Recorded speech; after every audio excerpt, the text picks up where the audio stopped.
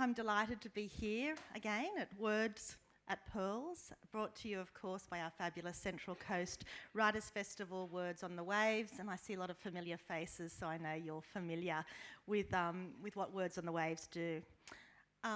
Thrilling to be here on stage with Markus Zusak. I was a little bit late this morning, so I missed the acknowledgement or the welcome to country. We're on Darkinjung land, and I pay my respects to elders past and present. Hello, Markus. Hey. Are you on? Yeah. No, it's not on.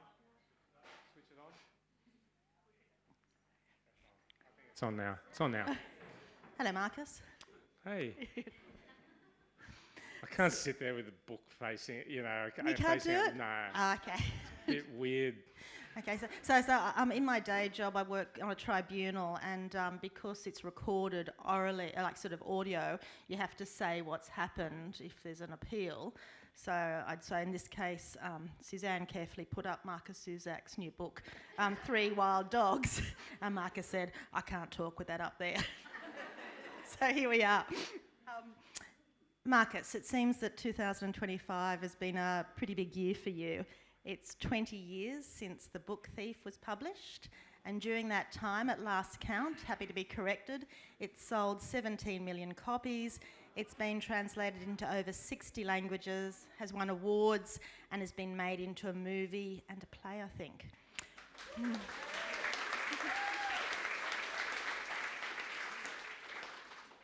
You're our very own local rock star, I think, Markus. When did you first understand that The Book Thief was going to be an enormous success? When did it actually dawn on you that not only was it being well received, but it was something of a phenomenon? Well, I can go into what happens with a question or any question really, and before I even answer it, probably Suzanne already knows this, is that I don't usually answer the question straight away. I usually say something else first, and usually about 6 answers come up, and I'm not sure, and I usually go in an order like 6, 2, 3, and somehow come back to the actual answer. But firstly, I just wanted to thank all of you for being here on a Saturday, on a pretty gloriously warm day when you could be at the beach, or you could be at home watching telly, or the cricket, or whatever it is. Well, you'd be watching the cricket on the telly, I suppose. But you're all here for books and words and your community, and I think that's really beautiful and important. So I feel like I'm looking out, especially because of the books element, I feel like I'm looking out at the last bastion of civilization. So thank you for being here. And I know, I make a bit of a joke of it, but it's really important to us writers, because we spend so much time alone. We have to extract a lot out of ourselves to believe in what we do, and so that when you turn up, we sort of go, yes, there are people who care, so thank you. It means the world. Yeah. To Suzanne's question, to your question now, Suzanne, I didn't know, it was definitely not while I was writing it that I thought that I knew The Book Thief was going to be a success, and I could talk for a very long time about that whole, I don't really like the word process for some reason, but just that whole, I don't like the word journey either, just the whole years of writing that book where, okay, all sorts of little facts. Suzanne's already looking at her questions, by the way, going, yep, I can cut that one, cut that one.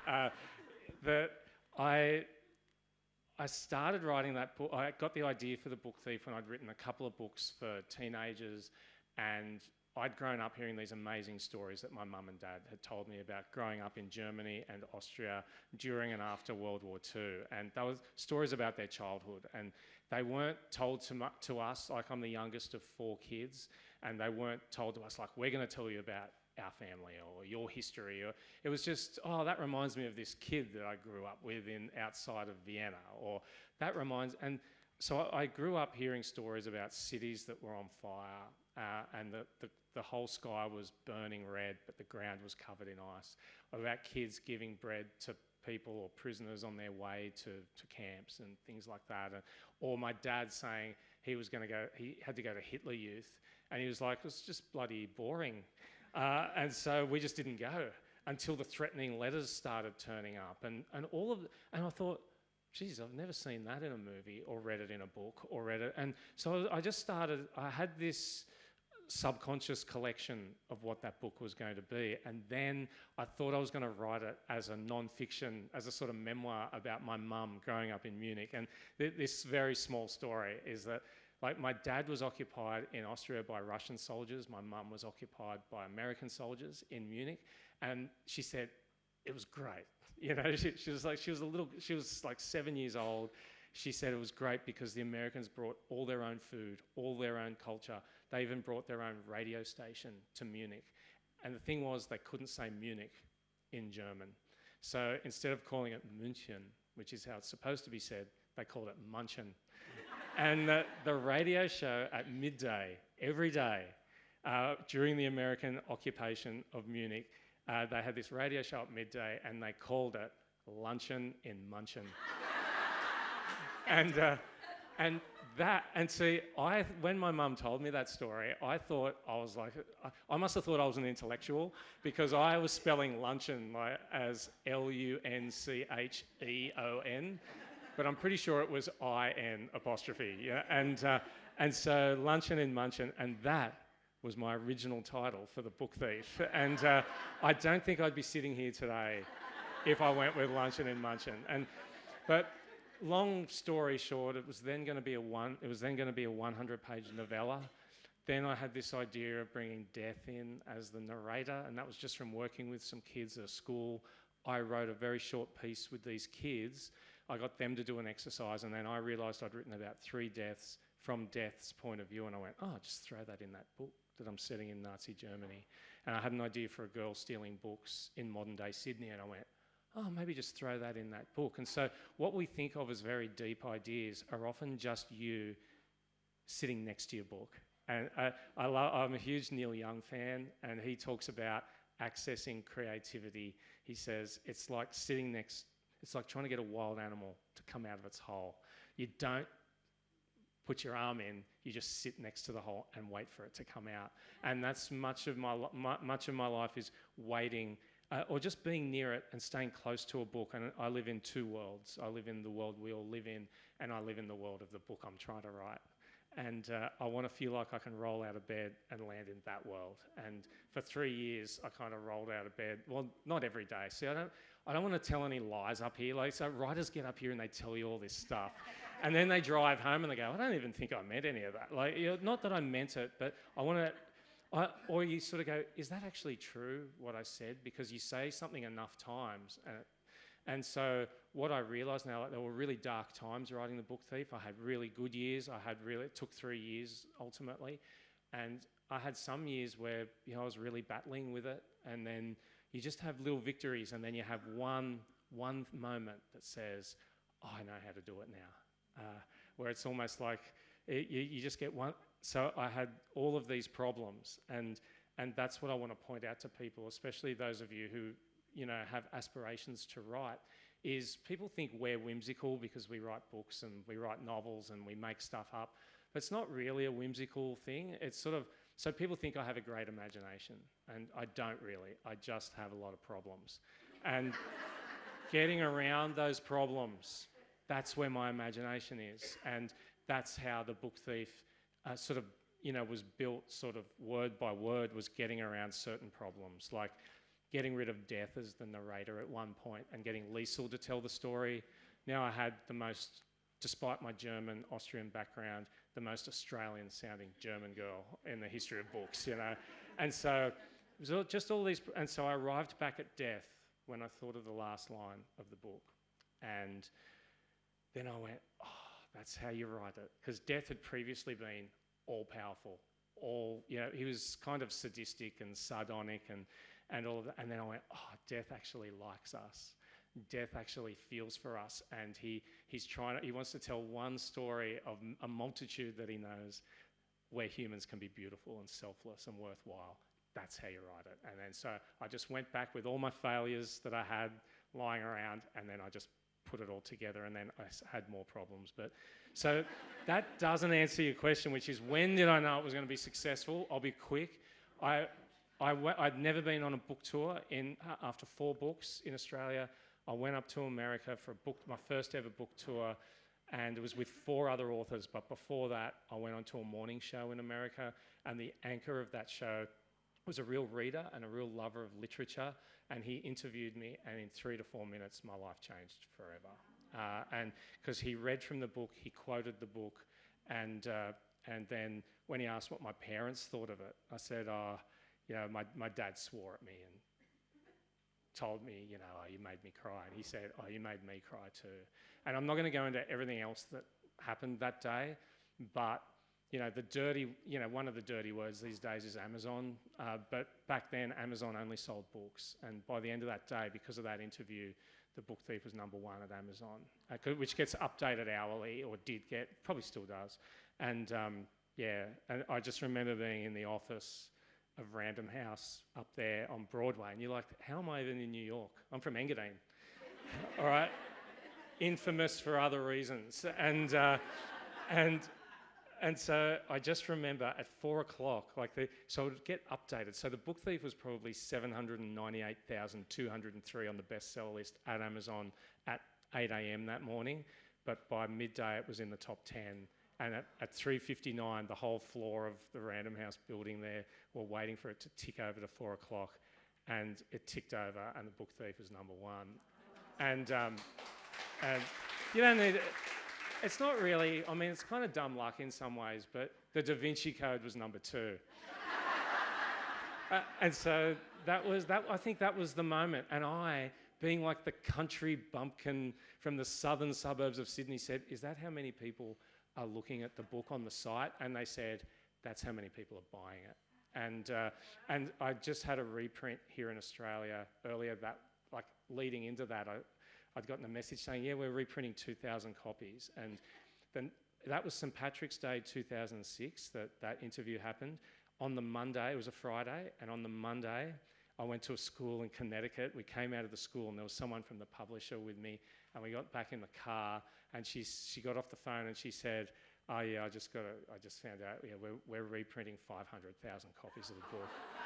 So I went, oh shit, life has changed. So, and then that was that'll be St. Patrick's Day next year. So it's been out for 20 years here. And it's just, the way I describe it is I'm so grateful to readers, because I thought it would sink without a trace. I just thought, it's set in Nazi Germany, it's narrated by death, nearly everyone dies, and it's 580 pages long. You'll love it, And so I'm finally about to finish, and not all my answers will be this long, I promise. But that just set things in motion, where now I look at that book and it's like, I said to someone outside just now, it's like my more successful friend or sibling, and it just carries me around the world a little bit. So, and I mean that wholeheartedly, because I'm still not quite sure how I did it. And not only all over the world, but it's carried you right back to #2 on the ABC Book Club list. Is that not right? After 20 years. Yeah. Had a good moment? Sorry, what was that? Was that good? How did that feel? I'm just, you just can't. The worst thing is when people are ungrateful when good things happen to them, and they go, that doesn't mean anything. That doesn't. But I think that ABC, the Radio National Top 100, was a great thing. And I think us writers have to stop. Writers, I don't know if you've noticed, are generally miserable. And they're generally unhappy about their I should have, And I jokingly, someone, don't tell anyone this, even though it's a pretty big room full of people. But of course, one of my best friends texted me and said, #2. And I knew, because I was in America with some friends, and I already knew because they interviewed me 3 weeks before, but I didn't tell a soul. And I get this message, you're #2. And I just wrote back, should have been #1. And because I knew that was the answer that she was expecting. But I'm, those sort of polls are for readers, and for readers to show their excitement for books, and to show how much these books mean to them. And so you've got to sit back as a writer and just go, it's for them, it's not for us. But at the same time, I'm just so grateful that after 20 years, the book's still in print, let alone that people have taken it on as part of their lives. It's such a privilege. And when someone's, the best moment of my career every single time is when someone says, that's my favourite book. And I loved your book. And I just think, God, when I was 14 and I was reading The Outsiders in my bedroom with my brother asleep on the other side of the room, and we had footy the next day, which was a big deal. And I just went, I'm not going to sleep. I'm just going to finish this. Because it was black words on white paper, and I was seeing it all in colour. And I knew it was all made up. I knew it was all fiction, but I believed it when I was in it. And I went, that's what I want to do with my life. And so to be here, Pearl Beach, with all of you, knowing that you've all had that experience and that we get to sort of talk about it together, these are all these, just small, like highlight after highlight in a life where I don't get to do the on the waterfront Marlon Brando speech of, I could have been a contender. I never got my shot at the title. I've had my shot at this job, and I'm so grateful for it. So if it all ended tomorrow, I could just sort of go, I had a pretty good run. Well, let's hope it doesn't all end tomorrow. Well, it might.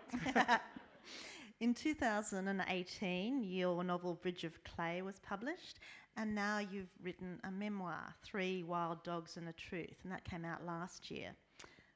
Let's talk about that one. Set between 2003 2021, I think. It traces your life as a dog owner, also a cat owner, a husband, a father, and a writer.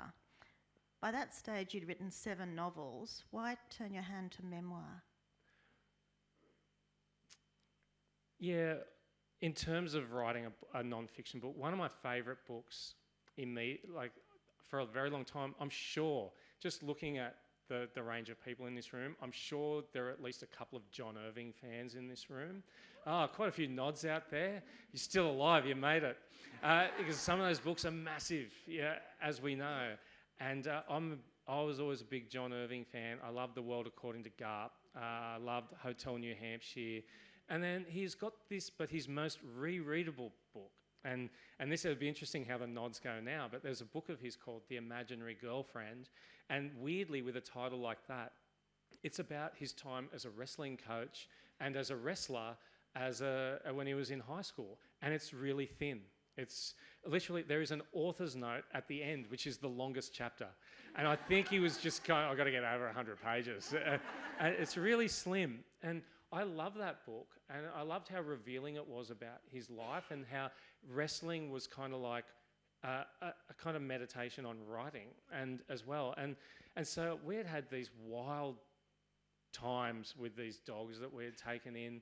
My wife, she's such an animal lover, and she's an underdog animal lover. And so in 2009, we got a dog called Reuben from the Pound. I just call it the Pound. I don't call it a rescue centre or whatever. I kind of like that term. And so we got... Sorry, what's up? Oh, yeah. I thought I said something. That is Reuben. And I hope you can see the saliva. You probably can't, but he was a real dog, and he was such a force of nature. Great animal. I miss him every day. And so we always brought in these we had 2 cats already. My daughter was such an animal lover, but especially gravitated to dogs. And so what happened, we had Reuben, and then we had another one. I wonder if there's another one coming up. But we had a second dog called Archer. And he was a lab cross greyhound, probably. And those 2, when you put them together, they were like dynamite. They were great. But they were like, we would walk down the street and other people would pick their dogs up. And I would jokingly say to them, don't worry, next time I'll pick these 2 up. And when Reuben died, and that was like a colossal story in itself, everything about that dog was big. What you were seeing on screen is a $2 dog with 2 $5,000 knees. And culminating in me driving him to the emergency vet in Alexandria at 3:45 in the morning when he was panting in toxic shock, and me screaming at him in the car while he's lying back there, don't you die, you bastard, don't you die, you bastard. And him lying back there going, oh my God, can't even die in peace. And summed up our whole 10-year life together. And I remember running through the doors of the vet in that darkness that morning And I was carrying him, and I ran through those doors. And you know what those doors are like. Doorways, like, it was a big metal frame doorway, and I smashed his head on the door frame on the way in. And I know that sounds shocking to you. This next part is even worse, so just bear with me. I'm so glad that that happened, because that was our life. That perfectly summed up our life. That kind of, and me going, oh shit, sorry, Reuben, and then putting him down on that white table, and he was like a dog on fire in a sea of white. And when I left him, you know, in the hands of the vet, she said to me, oh, do you want to say goodbye to him? He's probably not going to make it. And I remember leaning down, and you get a sense of it. Those jowls, they're described in the book as wet car tyres with barnacles on them. I remember reaching down and kissing him on those jowls and saying, oh, you'll be all right, buddy. You'll be okay. And he was, because he was like part cyborg, part dog, a Terminator dog if ever there was one. We just had this life. And when he died, and then when Archer, he was Archer, like the first Melbourne Cup winner, but we called him Archie and all sorts of other nicknames. When he died, each of them died, she said, you've got to write about them. You've got to write about Reuben. And then she said, you've got to write about Archer. And I was always, and I tried, but this is how I describe it, is I live in a land of volcanoes that aren't quite, you know, it's sort of like they're all steaming a little bit, but none of them has had the match yet to set it all off. And then one day you throw a match in. So I'd written certain beginnings to Reuben and Archer and all of that, and that they didn't quite work. And then we brought a new dog in. When they died, we brought in this dog from the pound called Frosty, thinking that he would be the really friendly dog. And he was the wildest out of all of them. And I had an offer from Spectrum in Sydney Morning Herald to write about anything, pretty much. I wanted to, from the editor. And she said, maybe write about your dogs. And then I thought of the first line of what the article would have been. And I went, oh, I think it's a book. Because the first line of the book is, there's nothing like having a punch-up with your dog on a crowded city street. Because we got this dog in called Frosty, and he's this big, white, scruffy dog. And he was 1.5 years old. We realised once we got him why he'd been returned to the pound twice. They don't tell you that except when they bring him over, until they bring him over. And he basically attacked us every time we took him on a walk and he saw another dog. Because he wanted to get to the dog to play and to do whatever, and we were in the way. And it was we had bruises around our knees and everything. And then finally I just made up my mind and I said, this is it. And so I know a lot of you know Sydney really well. It was at the gates of Centennial Park. It's kind of busy. There was an army of nothing against cavoodles. An army of cavoodles on the other side. And I knew that when I crossed with Frosty, he was going to attack me. And he went for me, and as he went for me, and then I just gave it to him. And then he came back up, and I gave it to him again, and then I held him down. And you can judge me, and it's okay. But I just had to speak his language. And I'm holding him down, and the cavoodles and their owners are coming past. We were like Moses parting the Red Sea. I'm holding him down. I'm going, you will never, ever do that to me, ever again. And so this happened, I think, 2 or 3 more times. And the 4th time, not that day, like as we went, and the 4th time, this other, you know, when we'd been through it, and he went for me, and he stopped, and he sat, and I gave him the hugest hug, and I went, Frosty, you've done it. You've stopped attacking me on the street. And when people now say to me, how's Frosty going? I say, well, he tries hard. And so I've had this mad, chaotic, beautiful life, and so has my family with these animals, and it's meant the world to me, and it's invited great comedy, great tragedy, and great intensity into my life. And I sort of think, those 3 things, that's what we're alive for. I want those things in my life. I actually want a bit of tragedy. You know, if it's in that way of, because we know we're going to lose people. We know we're going to lose our animals. We know all of that is going to happen, but there's often something beautiful in all of those moments. And I think that's what I wanted that book to... Well, it's not what I wanted it to be about. I wanted it to feel like we're just in the kitchen and I'm saying, I've got a story for you. About you're with your best mate and they say, I've got a story for you about these bloody dogs and everything that happens. So for those of you who have read the book already, you'll know that Markus is married to Mika and they have 2 children, Kitty and Noah.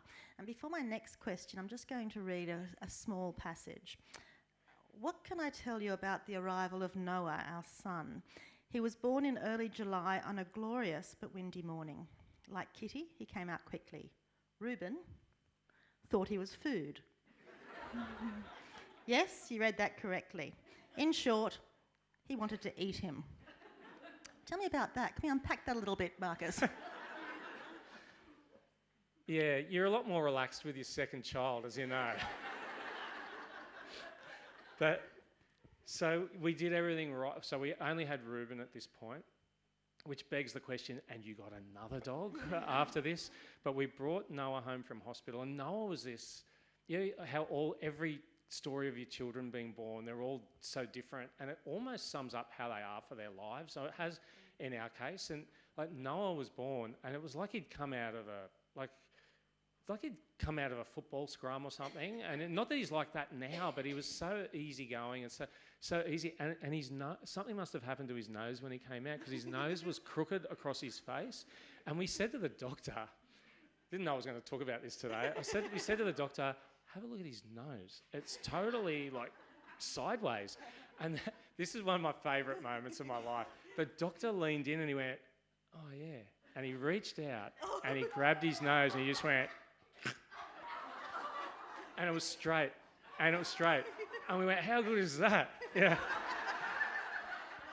Little did the kid know what was to come, because when he was and it was one of those ones where they're trying to get rid of everyone in the hospital because they're like, yeah, she's all right. We were home. She was home with Noah. Mika was home with Noah after kind of 2 nights. And we got home and we'd given Reuben stuff to smell, as they say you should do, like a blanket and singlet and all these sorts of things. And then she just sat on the couch to feed Noah, and Reuben came over. And he's a big dog. He's a 40-kilo dog. And he used to, just to put this in perspective, Kitty, she was 3.5 when we got him, and already he's one of, I'm not saying he was Albert Einstein. You know, you have people with their dogs and their kids and they're all gifted. He wasn't gifted, but he was smart, all right? And we'd give Kitty would go, can I walk Reuben now, please? And we go, yeah, you can walk. And we go, Reuben, Kitty's walking you now. And he'd look back and he'd go, oh, I've got it. And he'd slow down to her pace. He was just her, they were each other's best friend in the universe, And but we brought Noah home. He saw Noah, smelled him, and what I've learned since is that babies don't smell like humans to dogs yet. And to some dogs, and Reuben being one of them. And he smelled him and he growled for a moment, and then he kind of went for him. And of course, a mother's love for a child, she was just instantly, that kid disappeared inside her somewhere. And then in stereo, we were both, Reuben, no. And that was the thing with this dog. Like, you don't see it there, but after he could go from that to instantly, he would go all Eeyore on you, from Winnie the Pooh, and he'd just go, and when that happened, he just went, oh shit. And it was almost like then he'd come up and you'd see it in his eyes, and he had these big wheat-coloured golden eyes, and he went, oh, okay, I'm supposed to protect it, not eat it. And from that moment, this was the thing, and people say, that's where you got to get rid of that dog. You got to get rid of him. He's a danger. And we just went, and Mika is so steadfast, and that's why I admire her so much. And she just went, no, we have taken that dog on. We've got these kids, and we will be vigilant, and we'll watch them. And there was, for all of those years growing up, those kids and those dogs were never alone. And I mean, but they'd be on, like Archer would jump up on the trampoline and he'd be on the trampoline. I mean, he ate all the padding around the springs. So, Jesus. So, but that reduced it to a 1980s trampoline, which was our thing, Get rid of the net, get rid of the thing. Yeah, you can land on the springs and pinch yourself to death. It was only when one of the springs went flying across the yard that we went, oh, maybe we need a new trampoline. But I know it sounds a bit reckless, but that was a really big moment in Noah's life and in our lives, and in Ruben's life, because there was what were we going to do? What were we going to say to Kitty? Sorry, Ruben's got to hit the road. And we weren't going to do that. So we just took on the absolute full responsibility. And a few bad things happened because of our dogs. Some really bad things happened. But it was also an idea that you bring like these are domesticated animals, but there's still an element of wilderness in them, as there is in us. And we know, and it comes out when if any of you have ever been caught in a rip or something, and that survival instinct kicks in, and you're like, all right, I got to get back to that bit of dirt, all right, and you put in, and so I think we got really accustomed to the idea that we've got these animals, but it's our job to get it right, and for the most part, we did. It's the 1% of the 1%ers, where things go horribly wrong, but no one needed hospitalisation. Except me, where once I got knocked, and it was 10 years after the fact. Ruben knocked me out once in the park, and I needed knee surgery 10 years after that, which happened to be 6 months after he died. And I don't regret that either. I just don't. I kind of love the fact that I needed knee surgery because of him.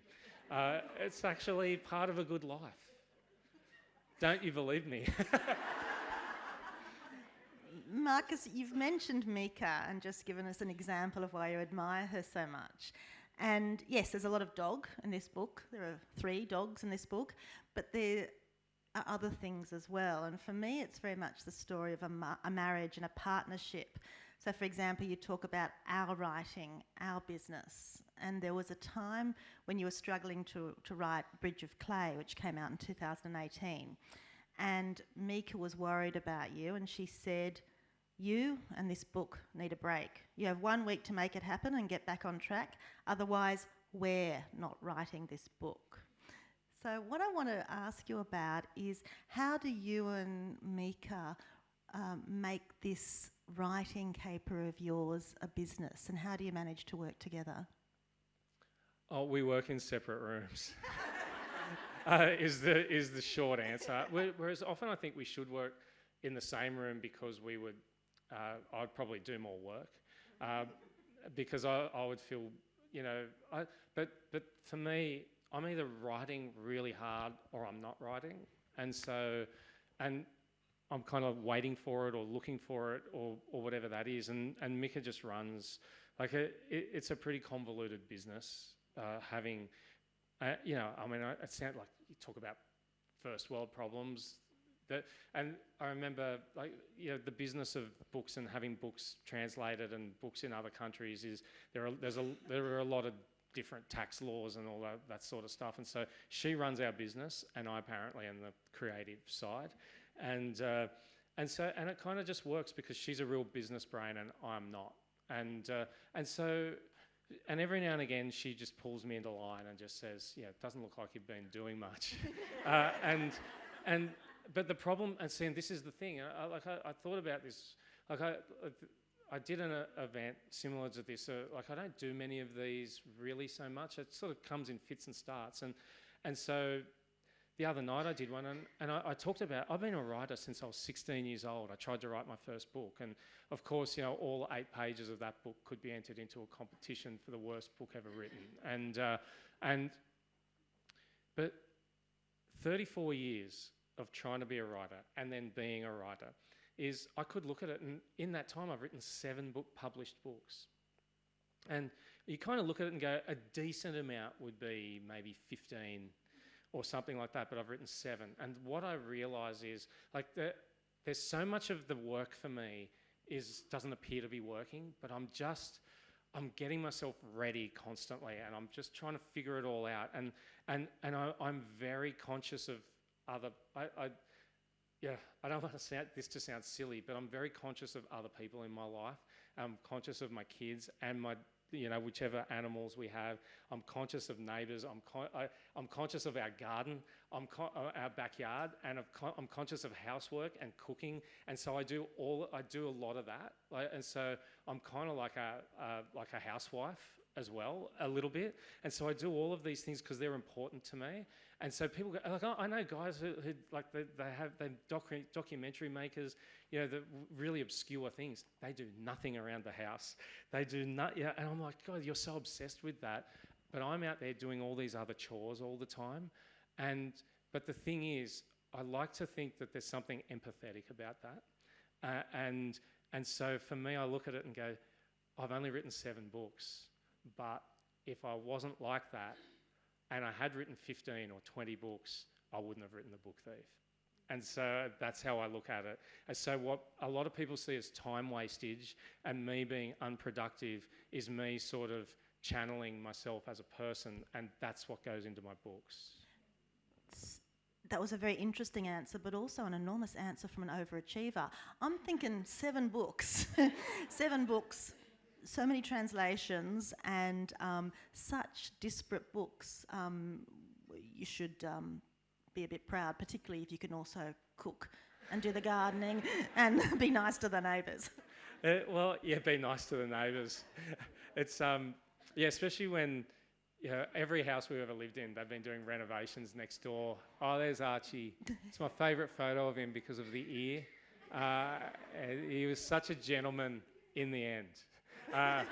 Up to that point, you know, if anyone here has seen Goodfellas, and Joe Pesci is like the real henchman and he's running around, that was kind of like, so Ruben would kind of whisper, you know, like the really powerful one is at the back saying, you go do this, you go do that. And Archie, like Ruben would go, hey, there's someone at the door.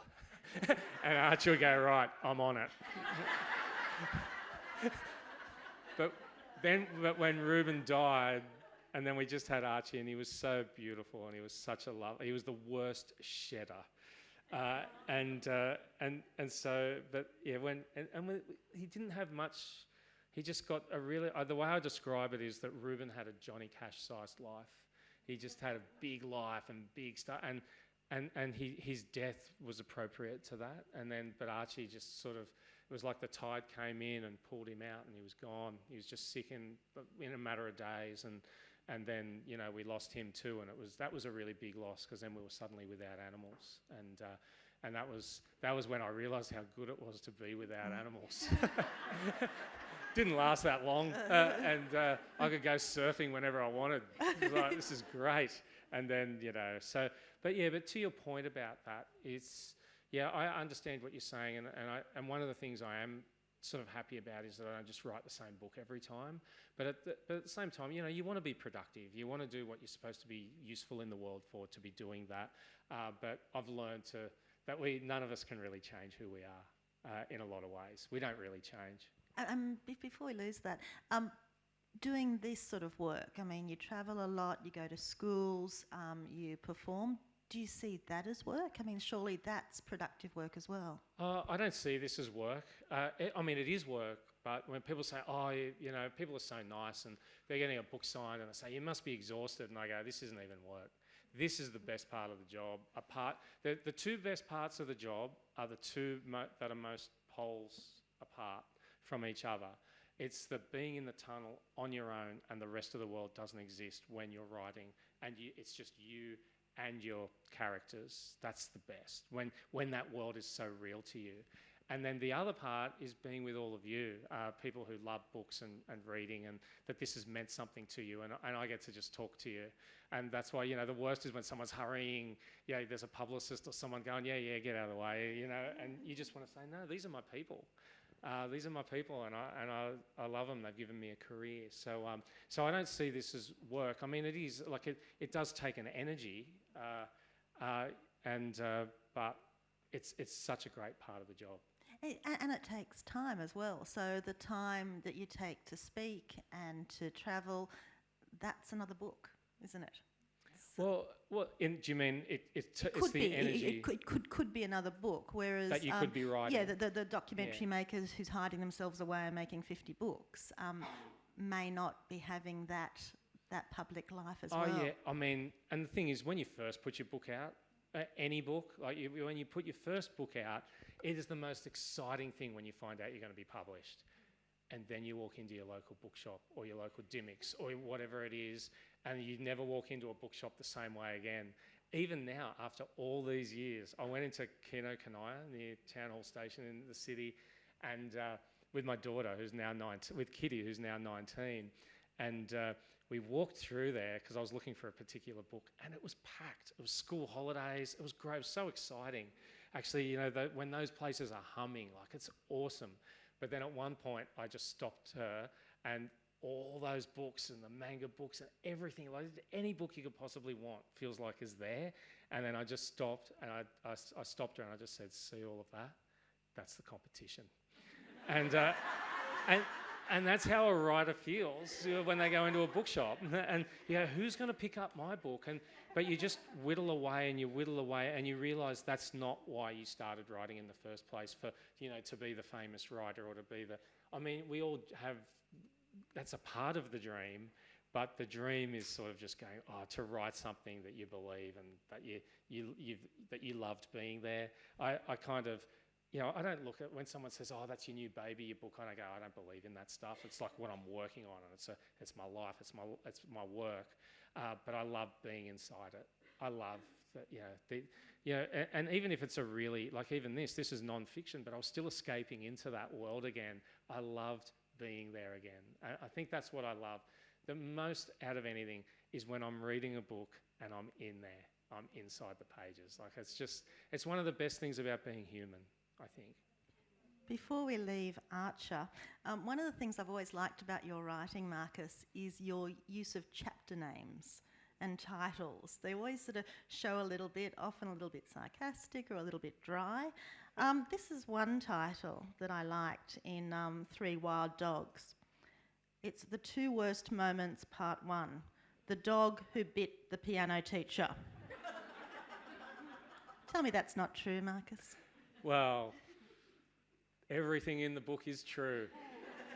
It is not great when you get home from a pretty, and when I say it's not work doing this stuff, some trips are harder work than others. And when the Book Thief 10th anniversary edition came out in America, I did a 10-city tour in 11 days. And basically you have one meal every day, and that's at the airport at breakfast. Depending, it's just not something I prioritise as much. And I got home, and first thing, and it was pouring rain, landed, and Mika said to me, I literally dropped my bags in the kitchen, and she said, "I've just got to tell you something." And I went, "Oh." I said, "Is it the dogs?" And she went, "Yeah."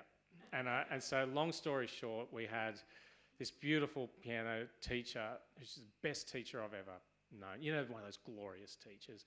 And she had Lindy, she had these ringlets of hair that were she was like from another, she was from planet Earth, but from just next to it, like that kind of teacher. And she was so great with all these kids in this class, but then she did private lessons and used to go to the same school, because it was at Randwick Public School. But she came to certain houses because her kids went to the school close to where we lived. So she came to us in the morning, and it had been raining, and the dogs were always outside when she came, but not on that morning because of the rain. And she came in, and the dogs bailed her up, and one of them just gave her a little nip on the elbow. And she needed 2 stitches. Soon as stitches are involved, and so the very first thing I had to do was call her, and it's like I always remember the end of The Snows of Kilimanjaro, the Hemingway story, where there's a bit and it says the hyenas were calling in the distance, but she could not hear it for the beating of her heart. And that is what that phone call is like. You can't hear anything but your own pulse. And I was just waiting for her voice, and we talked, and she was so great. She was so and I said, "But I'm going to call you again on Wednesday and see," because it was Monday. I said, "I'm going to call you," and by Wednesday she was really shaken up, because I think she was still in a bit of shock, and she just wondered, because she often brought her daughter in with her, that if that had been her daughter. And I said, "You do what you have to do. I mean, but you do things that are a performance of the right thing sometimes." And I said, "If you need to go to the police or something, you do that, knowing full well you go to council for this stuff." I was just trying, you're trying to do the right thing, but you're trying to save things as well. But the best part of this whole story is I went to the group lesson where there were like 12 kids in the class, and the parents went in with their kids because I was still little kids. And by the end of Noah's lesson, she came up to me at the end and she said, "You got to smile. Like you gotta just can't look so sad back there." Because I went in as if I was going to a hanging. I was sitting up the back, and then an hour after that was Kitty's lesson, and then we had a chat after that, and she said, "It's going to be okay. It's fine." She said she put a lot of faith in us as humans. But by the way, prior to that, we gave her the best end of year Christmas presents. Oh yeah. Always. And I don't mean after, I mean before. And like that stuff counts. She loved musicals, and she got a Hamilton, expose book, and she and cards that were, I don't want to brag, but I can write a bloody good Christmas card, all right? So all of those things matter, and were always very, good to her. And I think so much of that came back to us at the crisis moment. And the best part is that when this book came out, the day it came out, the first event was at the Bondi Pavilion, and she lives near there. And she came to the book launch, and there were, however many people there. And the best part is, and this is the thing, everyone loves these sorts of stories about what's the worst thing that could possibly happen. And so everyone I knew who came to that event, they all came up to me beforehand, because everyone's milling around and I was there. They came up to me and they went, "Which one's the piano teacher?" Okay. And before we turn to questions, just one more picture. And Marcus, while people are getting their questions, who's that? And look, we're in Australia, Pearl Beach. I know it's civilised here and everything, but I'm just going to put this the way I would look. That would be, I look up, that fucking Frosty. That is Frosty. And that's a recent photo, because that's not out of the book. And he can look like that. He's the least photogenic dog I've ever had. That's one of his good faces. But yeah, he's a cracking dog. He's so funny. He's hilarious. He's not as big as the other two, but he just sits on my daughter's lap. Just sits there. He's the world's biggest lap dog, and he just sits there looking at you. And he's our millennial dog. He has a real sense of entitlement. Questions. We've got about 10 minutes worth. And it can be about anything. It can be about anything at all. Anything. Yeah. Hi, Marcus. Thank you so much for being here. It's such a privilege to listen to you talk about your books. I loved The Book Thief, and my daughter loved The Book Thief. And you made us both cry on public transport unexpectedly. How emotional do you get about your books and the stories that you write? Oh, thank you for that question, and thank you for the public transport comment. That's a few people people have come up to me in the past and said, "Yeah, thanks a lot. You made me cry on public transport."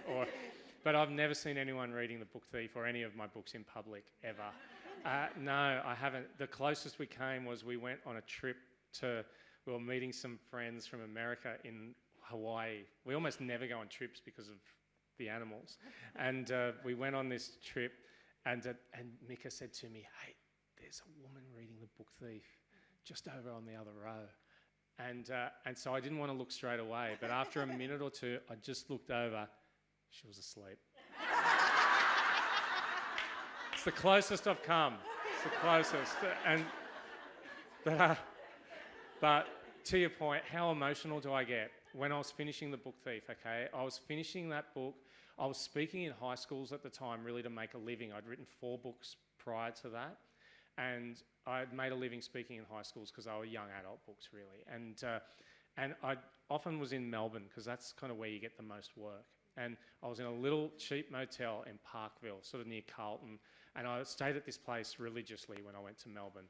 Got there on a Sunday night, and all that night I had to go to a school the next day and do 5 sessions, which is unusual. You normally do 3, 4 at the most. But I stayed up all that night and wrote the first part of half of part 10 of The Book Thief, and I was pretty much just bawling the whole time. And then I went and did the 5 sessions at the school. Then I came back and slept that night, and then the next day I came back, and I distinctly remember this, came home, watched Frasier, which was on at 7 o'clock, and then I wrote all night the next night and finished on the Wednesday morning, and I was just a complete mess. And that was how I wanted to be. That's how I wanted to feel. That is, you know, I knew if I wasn't feeling that way, I hadn't done it right. So I knew it was right. And same even with 3 Wild Dogs, even finishing that, and Reuben and Archie, you're just hitting. I think it's when you circle back. There's a reason why, you know, you think of 2 iconic endings to something. I think this is a real writer's, whether it's 101 or whatever, but how do you get emotion out of yourself or a reader or someone is the 2 classic cases, and Peter Weir, like to have 2 of these in a career, Peter Weir at the end of Gallipoli and the end of Dead Poets Society are the 2 best examples, I think. Just think, you know, when Archie's he's there waiting to go over to do that last, it's such a unforgettable ending. And and what does he do beforehand? He says to himself, "What are your legs? Steel springs. How fast are you?" And as soon as he does that, I just start bawling. And Dead Poets Society, "Oh Captain, my Captain," you know, and it's always circling back to something so that we now have a shared history as reader and writer. And so the whole book of The Book Thief is leading to 2 moments. It's leading to Liesl finding Max when he's in the procession on the way to Dachau, and he reads the story back to him that he wrote and left for her when he left their house on Himmel Street. And the other is the bombing of Munich and her finding Rudy, and her best friend, and the seed for that moment, which is on page, let's say 550 something, the seed for that is planted on page 37 or 50 something like that, when Rudy, he's so obsessed with Jesse Owens that he turns himself into Jesse Owens, and then to her finding him and going, "Wake up, Jesse Owens, wake up, Jesse Owens." And so I was just, and I know all that's coming, but I was really worked up, and I remember there just being all of these tears on this cheap table that I was writing on, and I stayed in that place for a week, and I didn't touch that table after that. I just left it as it was, and I said, "They can clean the tears off the table when I leave," not knowing that everything that would happen for that book would come. I just thought, oh, well, it's the best I could do, but no one's ever going to read it. And lastly, I was speaking at a pretty rough school on that Wednesday morning, but I was, after doing that and finishing The Book Thief that morning, and I went up to that school and I was invincible that day. I was totally invincible. And I like to look back on it and go, yeah, I was invincible, because I was like, God damn it, I just finished writing The Book Thief. But it wasn't. It was just because I'd finished a book that meant the world to me. One more question or 2 more questions? One down here. Yes, oh, you got the mic. I'll be quick so we can get more in. My question's about, I guess, about children and children reading. You've got 2 young adults. You've obviously been involved in schools. I guess I despair sometimes about the lack of reading in children. What are your thoughts on that, and how do you think we can help? Because, as you say, we're all here, and we're all here because we love books. Well, I used to say, like, I used to be, I guess I was one of the, because I was a young male writer, I used to speak at a lot of books, boys and books panels and things like that, and I didn't know the answers. But to me, I always used to just say, oh, books are just tougher. You know, you got to give something of yourself. And you know, so to me, there was a kind of toughness to reading books. I kind of liked that idea. But it also just, you know, such a modelling thing. The amount of people, and even writers and editors, and we're always talking about how often we're on our phones. And so I just try to make sure I'm reading at home as much. So it starts with us. And then, but it doesn't, and I don't think we have to despair. It's like my son, I just culled, I don't know if anyone here's had the beautiful task of culling photos from their computer and their phone, where you cut, like I went from 12,000 photos down to about 6,000. But one photo that I would refuse to delete, because there was of which you've got so many of, was of my son asleep on top of a book, and him falling asleep reading. Now, I've even got one of him reading The Street Directory in my car, and because I still had one. And so I think it's just trying to be positive about it as well, and just sort of going, like my son doesn't read like he used to. He's 15, but I kind of know he'll come back. And it's because and you got to sort of go, oh, why am I being so hard on him? Because he wants me to read Lord of the Rings. And I'm like, I'm not reading Lord of the Rings.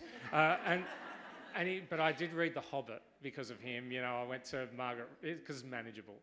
And for me, at least. So I think it's just kind of trying to read that situation in a way that isn't all doom and gloom, and sort of realising that they're still reading more than we think they are a lot of the time. There was one up there. Thank you, Marcus, for your stories. Just as a way to begin, I only read The Book Thief in August, and I stole it from The Elements of Byron. And I was going to. Byron Bay has too much already. Yeah, I know. So I was going to bring it, forget to sign it, but I couldn't find it. It had the whole sticker on the front and everything, which was really embarrassing. I work in the landscape of death and grief, and so I want to ask you, how did you come up with the personality for death? Like sometimes with my clients, we would do a meditation on death, and they get to imagine who death is or what death represents for them, and so I just wondered how you came up with your personality and the voice of death. Yeah, it was really tricky, but the first thing I do is I try not to think. I just try to do, and when that voice came to me, and it allowed me to play, and so it was a really playful thing, and that's what I talk about writing too. Sometimes I say it's really hard, but it's like you got to climb this mountain, but there's the promise of a sandpit at the top of the mountain, and then you just get to play with the words. And so I wanted death just to be like a little part of us, and so that's how I looked at it. And then I just came up with this voice. To me, death has an Australian voice. To me, death does like to make a few jokes. People have come up to me and said, thanks to you, I'm not scared of dying anymore. And so I'm really happy for you, because I'm still as terrified as ever. But I think I've come to learn that I'm someone who, I really love sleeping. And so maybe that makes me more susceptible to not fearing death. But so I try not. I'm not an overly philosophical person, to tell you the truth. Like, I don't go and dream, and just sit and meditate. I think writing's where things come out to me. And so to me, death is just that necessary thing that has to be there, that pins meaning onto our lives, and so that we know that we haven't got that much time to waste. And so that's why I kind of see myself as grateful to death, because it makes everything, all the great, beautiful, intense moments and funny moments in our lives, really, I think that's what magnifies them into the beautiful things that they are. Can we do one more? No, there's one question here, yes. Pressure's on. It has to be a good question now. Hey Marcus, I'm not a stalker, but I've been following you for many years and I've read your books. What's the next volcano to erupt? Well, thanks for that. That is a good way to end, I think, with a glimmer to the future, where you can imagine me sort of going, being out in the backyard doing stuff and not writing. But I think I'm not quite sure, but I know I have to change. I have to change. Like I know I do have a novel in mind. I've got a book. I've got a story in mind, and I'm not quite sure if I can do it. But maybe that's why I have to write it. And I can give you the first line as it is now. If I can, this is the thing. I haven't been thinking about it. So right now I'm not living in the two worlds. I've kind of just been living in this one. But it's. I think the first line, if I'm remembering correctly, because first lines are very important to me, it's not every night you look out your front window and see a girl on your lawn. Let me start again. It's not every night you look out your front window and see a girl on your lawn with a racehorse. But then again, it's not every dawn 4 years later when the same said girl falls down on the road to be carried back home in the suburbs. And that's the idea. The title of that chapter heading, is called "They Shot That Girl on Archer Street, and She Took It Pretty Well." I'm still trying to figure out how to make all that work. Which might be a good way to end, but it's such a lovely way to finish. Thank you.